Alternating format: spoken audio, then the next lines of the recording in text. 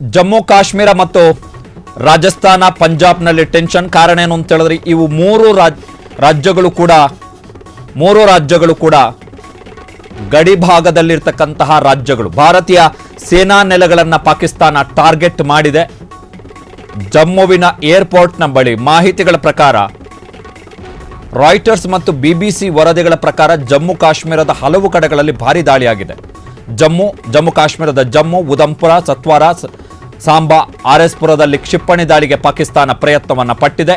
ರಾಜಸ್ಥಾನದ ಜೈಸಲ್ಮೇರ್, ಪೋಖ್ರಾನ್ ಮೇಲೆ ಕ್ಷಿಪಣಿ ದಾಳಿಯ ಪ್ರಯತ್ನವನ್ನು ಪಾಕಿಸ್ತಾನ ಪಟ್ಟಿದೆ. ಪಂಜಾಬಿನ ಪಠಾನ್ಕೋಟ್ ಮತ್ತು ಜಲಂಧರ್ ಮೇಲೂ ಕೂಡ ದಾಳಿಗೆ ಯತ್ನವನ್ನು ಮಾಡಿದೆ. ಜಮ್ಮು ಕಾಶ್ಮೀರ, ರಾಜಸ್ಥಾನ ಮತ್ತು ಪಂಜಾಬ್ ಈ ಮೂರು ರಾಜ್ಯಗಳ ಮಿಲಿಟರಿ ನೆಲೆಗಳು ಮತ್ತು ಸೇನಾ ನೆಲೆಗಳ ಮೇಲೆ ಜಮ್ಮುವಿನ ಏರ್ಪೋರ್ಟ್ ಅನ್ನು ಪಾಕಿಸ್ತಾನ ಟಾರ್ಗೆಟ್ ಮಾಡಿದ ಮಾಹಿತಿಗಳ ಪ್ರಕಾರ 3 ಬ್ಲಾಸ್ಟಿನ ಸದ್ದು ಕೇಳಿಸಿದೆ ಅಂತೇಳಿ ನಿನ್ನೆ ರಾತ್ರಿ ರಾಯ್ಟರ್ಸ್ ವರದಿ ಮಾಡಿತ್ತು. ಅಂತಾರಾಷ್ಟ್ರೀಯ ಸುದ್ದಿ ಸಂಸ್ಥೆ 35 ನಿಮಿಷಕ್ಕೆ ಹೆಚ್ಚು ಕಾಲ ಪಾಕಿಸ್ತಾನದ ಸೇನೆ ದಾಳಿಗೆ ಪ್ರಯತ್ನ ಮಾಡಿತ್ತು.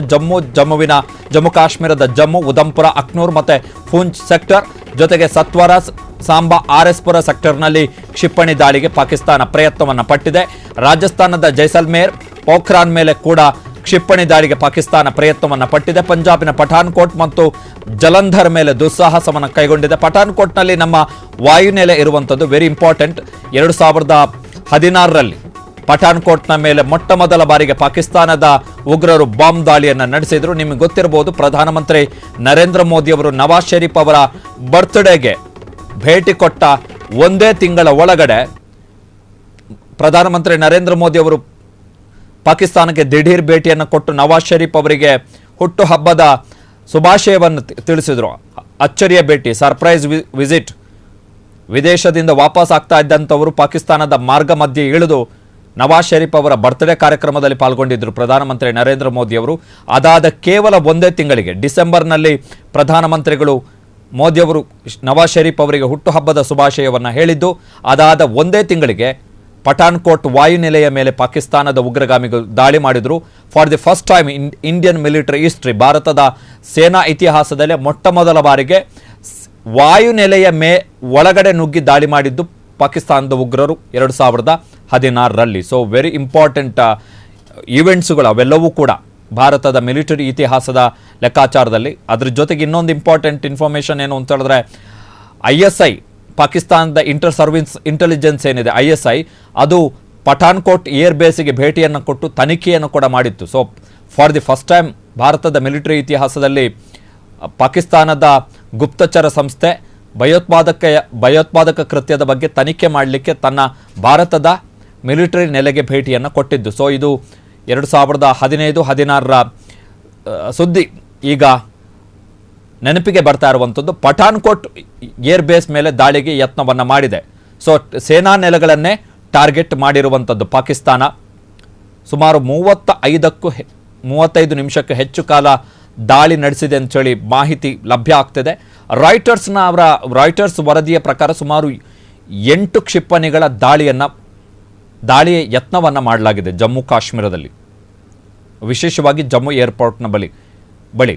ರಾಜಸ್ಥಾನದ ಜೈಸಲ್ಮೇರ್, ಪೋಖ್ರಾನ್ನ ಮೇಲೆ ದಾಳಿಯನ್ನು ಮಾಡುವಂತಹ ಪ್ರಯತ್ನವನ್ನು ಪಾಕಿಸ್ತಾನ ಪಟ್ಟಿದೆ.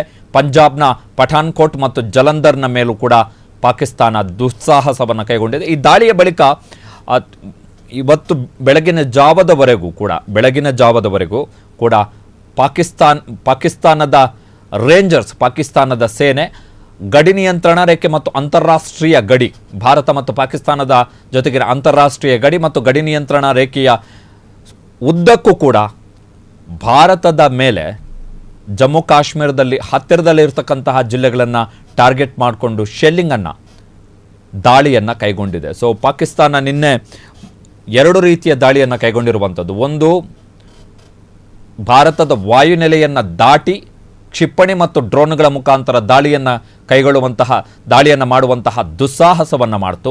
ಎರಡನೆಯದ್ದಾಗಿ ಅದರ ಜೊತೆಗೆ ನಸುಕಿನ ಜಾವದವರೆಗೂ ಕೂಡ ಪಾಕಿಸ್ತಾನದ ಸೇನೆ ಗಡಿ ನಿಯಂತ್ರಣ ರೇಖೆ ಮತ್ತು ಅಂತಾರಾಷ್ಟ್ರೀಯ ಗಡಿಯ ಉದ್ದಕ್ಕೂ ಕೂಡ ಶೆಲ್ಲಿಂಗನ್ನು ಕೈಗೊಂಡಿತ್ತು. ಅಂದರೆ ಬರೀ ಗುಂಡಿನ ದಾಳಿಯಲ್ಲ, ಶೆಲ್ ದಾಳಿಯನ್ನು ಕೈಗೊಂಡಿತ್ತು. ಅದರ ಪರಿಣಾಮಗಳು ಏನು ಎನ್ನುವಂಥದ್ದು ಇನ್ನಷ್ಟೇ ಗೊತ್ತಾಗಬೇಕಾಗಿದೆ. ಕಾರಣ ಆಗಿರುವಂತಹ ಘಟನಾವಳಿಗಳೆಲ್ಲವೂ ಕೂಡ ನಿನ್ನೆ ರಾತ್ರಿ ಆಗಿರುವಂಥದ್ದು. ಜೊತೆಗೆ ಈ ದಾಳಿಯ ಸಂದರ್ಭದಲ್ಲಿ ಜಮ್ಮು ಕಾಶ್ಮೀರ, ರಾಜಸ್ಥಾನ ಮತ್ತು ಪಂಜಾಬ್ನಲ್ಲಿ ಕಂಪ್ಲೀಟ್ ಬ್ಲ್ಯಾಕ್ಔಟ್, ಅಂದರೆ ವಿದ್ಯುತ್ತನ್ನು ಸಂಪೂರ್ಣವಾಗಿ ತೆಗೆಯಲಾಗಿತ್ತು. ಉದಾಹರಣೆಗೆ ಪಂಜಾಬ್ನ ಗುರ್ದಾಸ್ಪುರದಲ್ಲಿ 6 ಗಂಟೆಗೆಲ್ಲ ನಿನ್ನೆ ಕರೆಂಟ್ ತೆಗೆದುಬಿಟ್ಟಿದ್ದಾರೆ. 6 ಗಂಟೆಗೆಲ್ಲ ಕರೆಂಟ್ ತೆಗೆದಿದ್ದಾರೆ. ಯಾಕಂತ ಹೇಳಿದ್ರೆ ದಾಳಿ ಮಾಡ್ತಾರೆ ಅಂಥೇಳಿ ನಮಗೆ ಮುನ್ಸೂಚನೆ ಇತ್ತು. ಕಾರಣ ನಿನ್ನೆ ನಾವು ಬೆಳಿಗ್ಗೆ ಲಾಹೋರ್ ಮತ್ತು ರಾವಲ್ಪಿಂಡಿ ಮೇಲೆ ನಾವು ದಾಳಿ ಮಾಡಿದ್ದೀವಿ. ಹಾಗಾಗಿ ಎಕ್ಸ್ಪೆಕ್ಟೆಡ್ ಪಾಕಿಸ್ತಾನದವರು ಅಟ್ಯಾಕ್ ಮಾಡ್ತಾರೆ ಅಂತ ಗೊತ್ತಿತ್ತು ನಮಗೆ.